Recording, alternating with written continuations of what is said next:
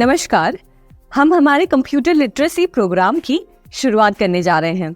इससे पहले कि हम हमारे चैप्टर्स की ओर बढ़ें, आपको बता दूं कि इस कंप्यूटर लिटरेसी कोर्स के दौरान आप कंप्यूटर्स के बारे में पूरी जानकारी लेंगे, जैसे कि कंप्यूटर्स में कौन से डिवाइसेस आते हैं, ये कहाँ पर यूज होते हैं और कैसे हम कंप्यूटर्स का पूरी तरह से लाभ उठा सकते हैं। तो चलिए इसी के साथ शुरू करते हैं हमारे पहले चैप्टर के साथ, जिसका नाम है इंट्रोडक्शन टू कंप्यूटर्स। चैप्टर के टाइटल से ही आप समझ पा रहे होंगे कि इसमें हम सीखेंगे कंप्यूटर्स किसे कहते हैं, कंप्यूटर्स कितने प्रकार के होते हैं और किन जगहों पे कंप्यूटर्स काम आते हैं। आज आप कहीं भी चले जाएं, किसी मॉल में, हॉस्पिटल में, बैंक, हर जगह अब आपको कंप्यूटर्स यूज होता हुआ दिख रहा होगा। एक टाइम था जब इन सब जगहों पर मैन्युअली पेपर से सारा डेटा एंट्री किया जाता था, जिसमें काफी समय लगता था, और आज वही चीज हम कंप्यूटर्स में फीड करके उस काम को काफी आसानी से और डबल स्पीड से कर पा रहे हैं। और अब वेब टेक्नोलॉजी, इंटरनेट और मोबाइल में जो विकास हम देख रहे हैं, वो आज से 10 साल पहले जो था और आज जो है, उसने ज्ञान के नए दरवाजे खोल दिए हैं। आज आप घर बैठे दुनिया की किसी कोने की इंफॉर्मेशन अपने कंप्यूटर या मोबाइल स्क्रीन पर देख सकते हैं। आप स्टूडेंट हैं, घर बैठे बैठे अपने कंप्यूटर सिस्टम पर पूरी पढ़ाई कर सकते हैं। ये मान लीजिए कि अब हम इंफॉर्मेशन के सुपर हाईवे पर चल रहे हैं, जहां कोई भी इंफॉर्मेशन पाना या देना बस कंप्यूटर के एक क्लिक के जरिए हो सकता है, जो एक समय पर हमारे लिए नामुमकिन था। इसी से आप ये बात समझ पा रहे होंगे कि कंप्यूटर्स के बारे में जानना, उसे सीखना और अपने जीवन में उसका उपयोग करना आपके जीवन को सरल तो बनाता ही है, पर साथ ही साथ मशीन के जरिए आप एक नए थिंकिंग प्रोसेस का हिस्सा बनते हैं। चलिए इसी के साथ जब हमने कंप्यूटर्स की इतनी बातें कर ली हैं, तो जानते हैं कि जिस मशीन की हम बात कर रहे हैं, उसका पूरा सिस्टम किन किन उपकरणों से बनता है। इस चैप्टर के पहले पेज पर आप देखेंगे तो एक पिक्चर दिखाई दे रही होगी।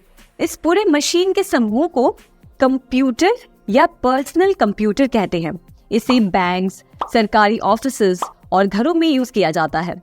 इस पर आप पढ़ाई कर सकते हैं, कैलकुलेशंस कर सकते हैं, डिजाइन तैयार कर सकते हैं और कई सारे टास्क इस पर्सनल कंप्यूटर पर कर सकते हैं। जैसे हम हमारे ऑर्गन्स, लिवर, हार्ट, लंग्स के बिना काम नहीं कर सकते, वैसे ही कंप्यूटर को चलाने के लिए इन सारे उपकरणों की जरूरत पड़ती है।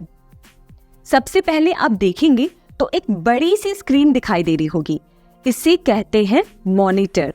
आप जो भी इंफॉर्मेशन कंप्यूटर को फीड करते हैं, उसका रिजल्ट आपको इस मॉनिटर पर दिखाई देता है। ये सबसे जरूरी हिस्सा होता है कंप्यूटर का, जो आपको आउटपुट प्रदान करता है। फिर कंप्यूटर के नीचे आपको एक सीपीयू दिखाई दे रहा होगा। ये मान लीजिए ये आपके कंप्यूटर का ब्रेन है। जो भी टास्क आप कंप्यूटर को देते हैं करने के लिए, ये वही करता है।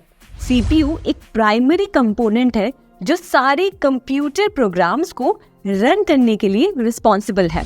आप जो भी इनपुट देते हैं और उसका जो आउटपुट निकल कर आता है, वो इसी के जरिए होता है। अब आगे बढ़ते हैं। दूसरी चीज जो आपको दिखाई दे रही है, इसे कहते हैं डिस्क ड्राइव।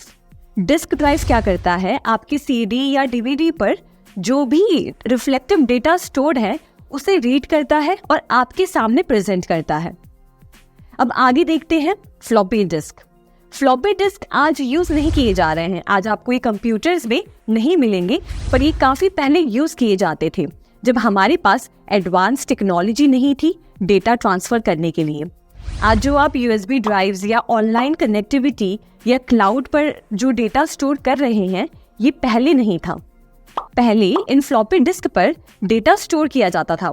आज इनकी कोई जरूरत नहीं है, क्योंकि इनकी स्टोरेज कैपेसिटी बहुत कम हुआ करती थी। बस केबी या एमबी में ही आप स्टोर कर पाते थे। आज हमारे पास इतनी एडवांस टेक्नोलॉजीज हैं कि चाहे आप जितनी से जितनी हैवी फाइल स्टोर करना चाहें या ट्रांसफर करना चाहें, इन एडवांस टेक्नोलॉजीज की बदौलत आप कर सकते हैं।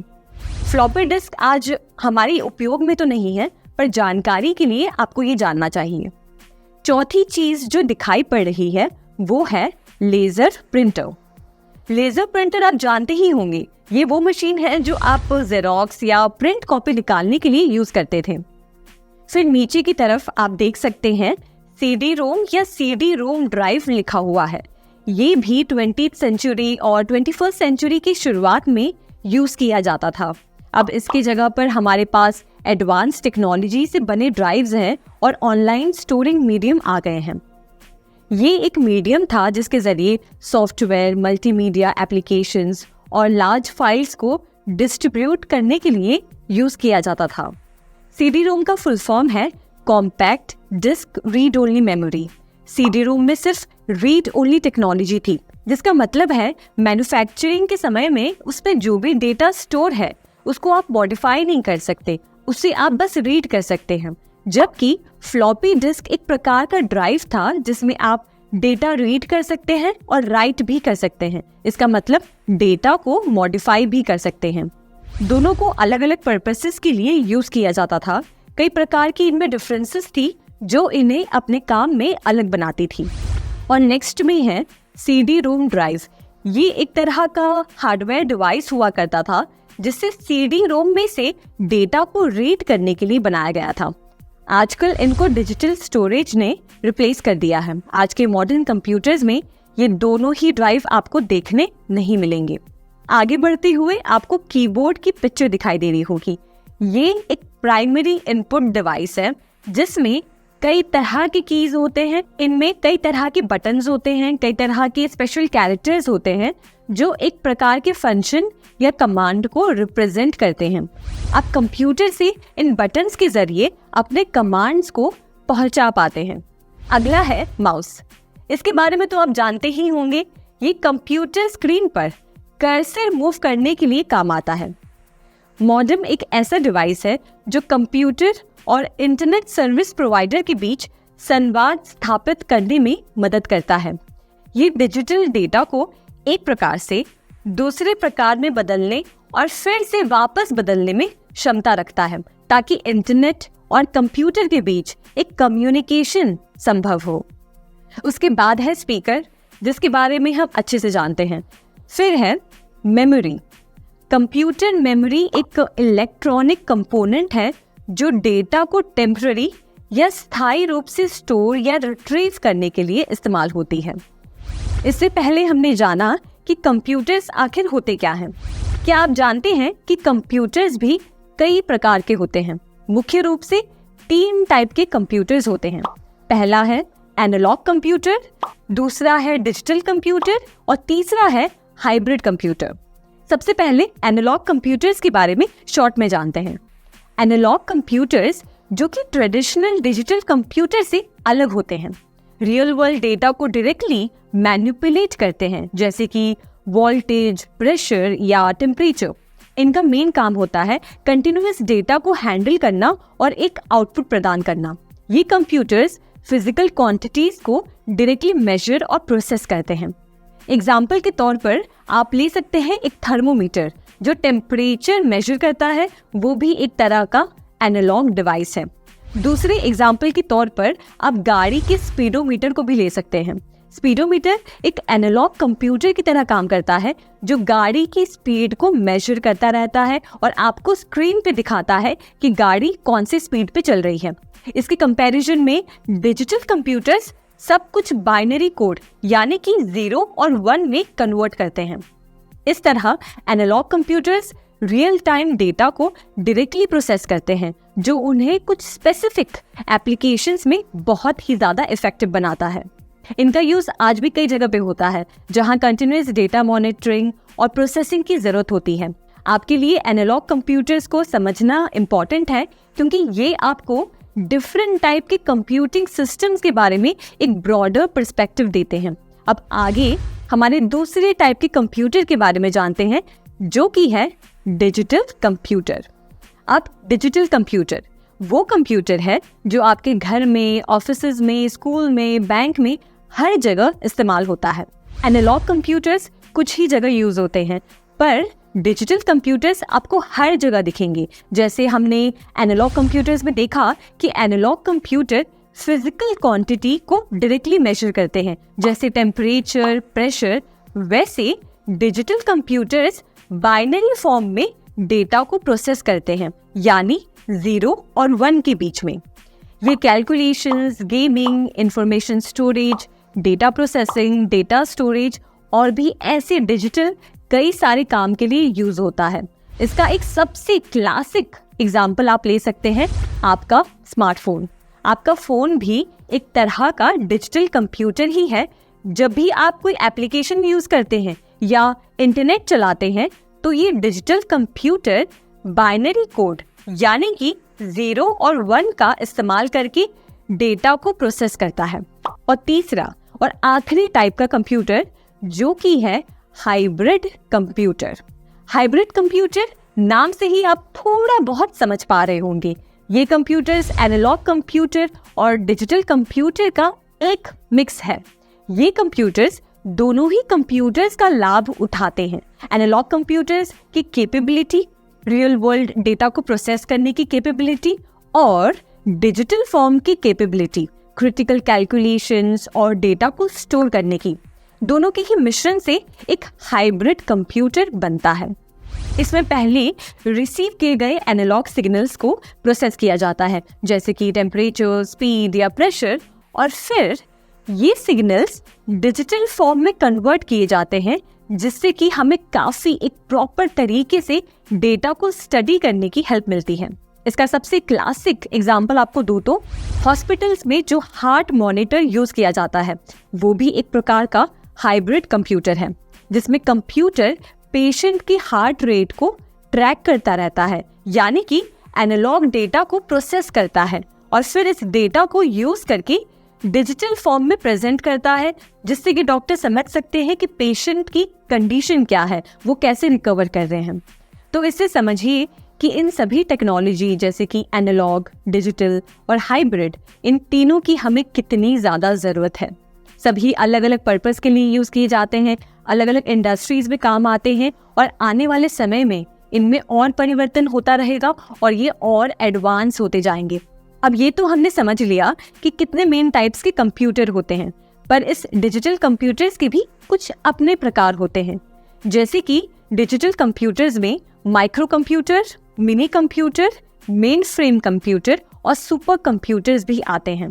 अगर इन कंप्यूटर्स के बारे में आप पहली बार सुन रहे हैं तो टेंशन मत लीजिए, हम धीरे धीरे जानेंगे कि इन कंप्यूटर्स किस काम आते हैं और ये अलग अलग क्यों हैं। तो सबसे पहले डिजिटल कंप्यूटर्स में सुपर कंप्यूटर्स के बारे में जानते हैं। तो सुपर कंप्यूटर से आप क्या समझ पा रहे हैं? कुछ ऐसा जो बहुत पावरफुल है, कुछ ऐसा जो उसे बाकियों से बहुत ज़्यादा शक्तिशाली बनाता है। तो ये बात बिल्कुल सही है। सुपर कंप्यूटर्स हमारे आम कंप्यूटर्स या डेस्कटॉप से कई गुना ज़्यादा पावरफुल होते हैं। इन कंप्यूटर्स में काफ़ी एडवांस सीपीयूज, जीपीयूज और हाई स्पीड नेटवर्किंग सिस्टम्स होते हैं, जो इसे काफ़ी ज़्यादा पावरफुल बनाते हैं। आपने नासा की रिसर्च की कभी कोई वीडियो या पिक्चर टीवी पे देखी होगी, या फिर न्यूज़पेपर में देखा होगा, या मूवीज में देखा होगा कि नासा या इसरो में एक अलग टाइप का कंप्यूटर यूज होता है जो काफी बड़ा होता है। बस वही है एक सुपर कंप्यूटर। इन कंप्यूटर्स को शटल को लॉन्च करने में, उसे कंट्रोल करने में और स्पेस पे रिसर्च वर्क के लिए यूज किया जाता है। इस बात से समझिए कि ये कितना पावरफुल कंप्यूटर होगा। इन कंप्यूटर्स को स्पेशली साइंटिफिक रिसर्च में यूज किया जाता है, क्योंकि इनमें स्टोरेज कैपेसिटी बहुत ज्यादा बड़ी होती है। इनकी परफॉर्मेंस और प्रोसेसिंग सबसे ज़्यादा हाई स्पीड और स्ट्रॉन्ग होते हैं। इसी वजह से इन्हें रिसर्च में इस्तेमाल किया जाता है और ये बहुत महंगे भी मिलते हैं। और दुनिया का सबसे पहला सुपर कंप्यूटर 1964 में बनाया गया था, जिसको नाम दिया गया था CDC 6600। अब विस्तार में देखते हैं कि सुपर कंप्यूटर्स का इस्तेमाल किन किन जगहों पर होता है। तो सबसे पहले मौसम की भविष्यवाणी यानी कि वेदर फोरकास्टिंग। अब आपके लिए ये समझना बहुत इंटरेस्टिंग होगा कि सुपर कंप्यूटर्स मौसम की भविष्यवाणी में कैसे मदद करते हैं। जो वेदर फोरकास्ट डिपार्टमेंट्स होते हैं उनके यहाँ ये सुपर कंप्यूटर्स इंस्टॉल्ड होते हैं और इनका सबसे पहला रोल होता है कि ये दुनिया के अलग अलग सोर्सेज से मौसम से रिलेटेड डेटा को कलेक्ट करते हैं, जैसे कि सैटेलाइट के थ्रू, वेदर स्टेशन से, एयरक्राफ्ट से।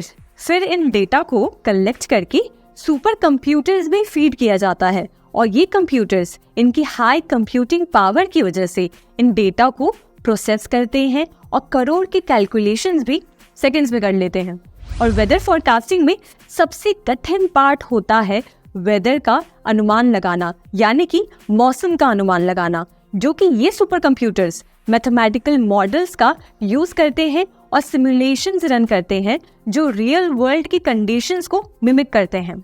इन सिमुलेशन से साइंटिस्ट को ये पता चलता है कि अगर करंट कंडीशंस में थोड़ा भी फेरबदल होता है तो वेदर कैसे रिस्पॉन्ड करेगा। तो इस तरह से वेदर फोरकास्टिंग में सुपर कंप्यूटर्स का बहुत बड़ा रोल है। अब दूसरी जगह जहाँ पे सुपर कंप्यूटर्स यूज होते हैं वो है भूकंप की जानकारी लेने में, यानी कि अर्थक्वेक स्टडीज। भूकंप को स्टडी करने के लिए सबसे पहले साइंटिस्ट सिस्मिक डेटा को कलेक्ट करते हैं, या आसान भाषा में समझिए तो भूकंप की लहरों की इंफॉर्मेशन कलेक्ट करते हैं, जो कि अर्थक्वेक डिटेक्टर से मुमकिन हो पाता है। ये डेटा काफी कॉम्प्लिकेटेड होते हैं। इनको समझने के लिए इस डेटा को सुपर कंप्यूटर्स में प्रोसेस किया जाता है और ये कंप्यूटर्स अपनी हाई प्रोसेसिंग स्पीड से इन डेटा को एनालाइज करते हैं। वो हर एक सिस्मिक वेव की कैरेक्टरिस्टिक्स को, जैसे कि उसकी स्पीड, डायरेक्शन और स्ट्रेंथ को डिटेल में एनालाइज करते हैं और एक फाइनल डेटा प्रेजेंट करते हैं, जिससे साइंटिस्ट इसे स्टडी करके अर्थक्वेक के बारे में और जानकारी ले पाते हैं। इनका उपयोग नेचुरल गैस, पेट्रोल और कोल की खोज में भी होता है। और तीसरा, one of the main use हम कह सकते हैं सुपर कंप्यूटर्स का, वो है कम्युनिकेशन को बिल्ड करना। हम आज जो भी डिवाइस यूज करते हैं, हमारे फोन्स, कंप्यूटर्स, टैबलेट्स, लैपटॉप, सब कुछ, इन सब डिवाइसेस के बीच लगातार काफी सारा डेटा फ्लो होता रहता है, जैसे कि इंटरनेट ट्रैफिक, मोबाइल डेटा और सैटेलाइट के कम्युनिकेशंस। इन सभी डेटा को बहुत बड़े पैमाने पर सुपर कंप्यूटर्स प्रोसेस करने में मदद करते हैं, जिससे कि डेटा ट्रांसफर इनके बीच तेजी से और आसानी से हो सके। फिर ये नेटवर्क को और स्ट्रॉन्ग बनाने में हेल्प करते हैं, जिससे जो भी डेटा वो स्पीड से ट्रांसफर हो रहा है, इनके बीच में कोई भी प्रकार का डेटा लूज ना हो और नेटवर्क एकदम सेफ रहे। इन कंप्यूटर्स को जहां यूज किया जाता है, इन बातों से आप समझ पा रहे होंगे कि सुपर कंप्यूटर्स का कितना बड़ा रोल है हमारे समाज, साइंस और टेक्नोलॉजी के डेवलपमेंट के लिए। ये कंप्यूटर्स हथियारों के परीक्षण और न्यूक्लियर वेपन्स के प्रभाव को जानने में भी मदद करते हैं। बुक में आप पढ़ेंगे तो देखेंगे कि सुपर कंप्यूटर की एक पिक्चर दी गई है। आप देखिए कि ये मशीन दिखने में ही कितना ज्यादा पावरफुल लगता है। और दुनिया में कुछ फेमस सुपर कंप्यूटर्स के नाम भी आपके बुक में दिए गए हैं। पहला है IBM Sequoia अमेरिका में, दूसरा फुजित्सु के कंप्यूटर जापान में और तीसरा परम सुपर कंप्यूटर भारत में। अब जानते हैं हमारे दूसरे टाइप के डिजिटल कंप्यूटर के बारे में, जिसे कहते हैं मेन फ्रेम कंप्यूटर। आसान भाषा में समझाऊं तो ये वो कंप्यूटर्स हैं जो कि बैंक्स, इंश्योरेंस कंपनीज और सरकारी दफ्तरों में देखने मिलेंगी। कुछ ऐसे पॉइंट्स हैं जो इनको खास बनाते हैं ताकि ये ऑफिस के कामों में इस्तेमाल किया जा सके।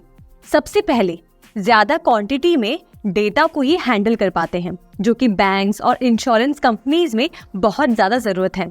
इन कंप्यूटर्स में हाई प्रोसेसिंग पावर होती है, जिसकी वजह से ये ज्यादा कैपेसिटी वाले डेटा को स्टोर कर पाते हैं और कॉम्प्लेक्स कॉम्प्यूटेशंस काफी आसानी से कर पाते हैं, जो कि बैंकिंग और इंश्योरेंस कंपनीज में काफी जरूरी है। दूसरी चीज, इन कंप्यूटर्स में डेटा स्टोरेज की कैपेसिटी काफी ज्यादा होती है। ये टेराबाइट्स या पेटाबाइट्स तक के डेटा को स्टोर कर पाते हैं। तीसरी चीज, ये काफी ज्यादा सिक्योर्ड होते हैं। मेन फ्रेम कंप्यूटर्स को उनकी हाई सिक्योरिटी के लिए जाना जाता है। ये काफी समय तक चल सकते हैं और इनमें सेंसिटिव डेटा लूज होने का रिस्क कम होता है और क्रैश होने के चांसेस भी कम होते हैं। और मेन फ्रेम कंप्यूटर्स पर आप एक साथ कई सारे टास्क परफॉर्म कर पाते हैं और इससे परफॉर्मेंस में कोई भी कमी नहीं होती। कुछ पॉपुलर मेन फ्रेम कंप्यूटर्स के नाम है फुजित्सु ICL VME और हिताची Z800। आप इनको इंटरनेट पर सर्च करके जरूर देखें कि कैसे दिखते हैं और आपको इनसे रिलेटेड और भी जानकारी मिलेगी।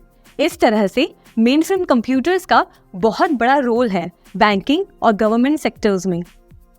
अब बात करते हैं मिनी कंप्यूटर्स के बारे में। नाम से ही आपको पता चल रहा होगा कि ये कंप्यूटर्स साइज में छोटे होते हैं, मेन फ्रेम कंप्यूटर से छोटे होते हैं और पर्सनल कंप्यूटर से बड़े होते हैं। ये पर्सनल कंप्यूटर से ज्यादा प्रोसेसिंग पावर और स्टोरेज कैपेसिटी रखते हैं और इनका यूज मिड स्केल बिजनेसेस और छोटे व्यापारों और स्कूल में होता है। ये साइज में भले ही छोटे होते हैं पर काफी पावरफुल होते हैं और कुछ स्पेसिफिक जगहों पर ही इनका यूज किया जाता है। मिनी कंप्यूटर्स एक साथ कई सारे यूजर्स को सपोर्ट कर सकते हैं, मतलब एक ही टाइम में कई लोग इस कंप्यूटर पर अलग अलग टास्क परफॉर्म कर सकते हैं। मान लीजिए एक छोटा व्यापार है जो अपनी इन्वेंट्री को एफिशिएंटली मैनेज करना चाह रहा है, तो इस जगह पे उन्हें मिनी कंप्यूटर काम आएगा। इस कंप्यूटर से वो एक ही जगह पर अपनी सारी इन्वेंट्री स्टोर कर पाएंगे और साथ ही साथ एक ही समय पर मल्टीपल एम्प्लॉयज इसे यूज कर सकते हैं। ये मिनी कंप्यूटर्स स्कूल में भी हेल्प करती है, जहां स्टूडेंट्स को प्रोजेक्ट्स पर काम करना होता है। यहाँ एक मिनी कंप्यूटर मल्टीपल स्टूडेंट्स को एक साथ कंप्यूटर रिसोर्सेज को एक्सेस करने की सुविधा देता है, जिससे कि सभी को अपना काम इफेक्टिवली करने का मौका मिले। इन एग्जाम्पल से आप समझ पाए होंगे कि कैसे mini computers mid range task को परफॉर्म करने में हेल्प करते हैं और इनका किन सेक्टर्स में क्या रोल होता है। कुछ मिनी कंप्यूटर्स के नाम है K202, टेक्सास इंस्ट्रूमेंट TI-990 और SDS-92। अब बढ़ते हैं चौथे और आखिरी टाइप के कंप्यूटर की तरफ, जो है माइक्रो कंप्यूटर्स। इसमें वो कंप्यूटर्स शामिल हैं जो आप घर पर, ऑफिस में अपने पर्सनल यूज के लिए यूज करते हैं। Desktop computers, laptops, PDAs, tablets और स्मार्टफोन्स, ये सब डिवाइसेस आपके माइक्रो कंप्यूटर्स हैं। आप इन माइक्रो कंप्यूटर्स को यूज करते हैं अपनी रोजमर्रा की टास्क को परफॉर्म करने के लिए, जैसे स्टडीज, रिसर्च प्रोजेक्ट, कैलकुलेशन वगैरह। ये साइज में छोटे होते हैं, पोर्टेबल होते हैं और बाकी कंप्यूटर्स की कंपैरिजन में इनकी प्राइस कम होती है। माइक्रो कंप्यूटर्स के बारे में हम अच्छे से पहले से ही जानते हैं, क्योंकि ये हमारे घर में, ऑफिसेज में और भी सरकारी दफ्तरों में यूज होते हैं। तो आगे और भी विस्तार में जानते रहेंगे। इसी के साथ आगे बढ़ते हैं हमारे इस चैप्टर के दूसरे सेक्शन में, जिसमें हम जानेंगे कंप्यूटर सिस्टम के क्या क्या बेनिफिट्स हैं।